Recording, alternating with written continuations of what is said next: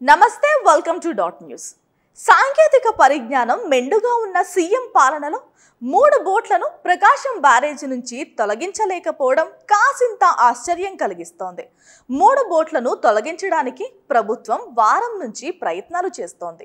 అయినప్పటికీ రోజురోజుకు సమస్య జటిలమవుతుందే తప్ప బోట్లు మాత్రం బయటికి రాకపోవడం ఆశ్చర్యం కలిగిస్తోంది.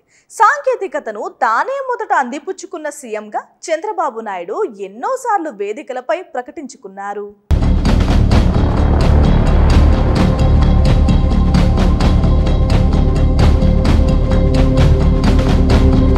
ప్రకాశం బ్యారేజ్లో బోట్లను తొలగించే ప్రయత్నానికి 7 రోజులు పూర్తయ్యాయి. ఇప్పటికే ఒక బోటు నీటిలో మునిగిపోయింది. సముద్రం, నదుల్లో లోపల ఉన్న బోట్లను వెలికి తీయడం గురించి విన్నాం. కానీ కంటికి కనిపిస్తున్న బోట్లను ఒడ్డుకు తీసుకురాలేకపోవడం వెంటనే చర్చకు ఇప్పుడు తెరలేచింది. ఇంతకు బోట్లను బయటకు రప్పించే ఉద్దేశం ఉందా లేదా అనే అనుమానం కూడా లేకపోలేదు. ఎందుకంటే ఆ బోట్లతో ప్రకాశం బ్యారేజీని విధ్వంసం చేసి విజయవాడను వినాశనం చేయాలని వైసీపీ కుట్ర చేసిందనే ఆరోపణ ఇప్పటికే ప్రభుత్వం వైపు నుంచి వచ్చింది.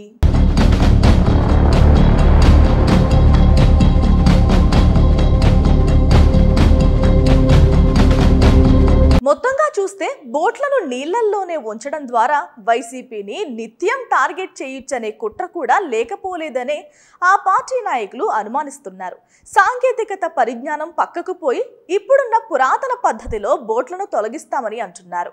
పాతకాలంలో నీళ్లు తెచ్చేందుకు అనుసరించిన కావడి పద్ధతిలో బోట్లను వెలికి తీయాలని అనుకుంటున్నారట. ఏదేమైనా బోట్ల వ్యవహారంలో రాజకీయాలు పక్కన పెట్టి ముందు వాటిని బయటకు తీసేందుకు కృషి చేస్తే మంచిదని రాజకీయ పండితులు అంటున్నారు.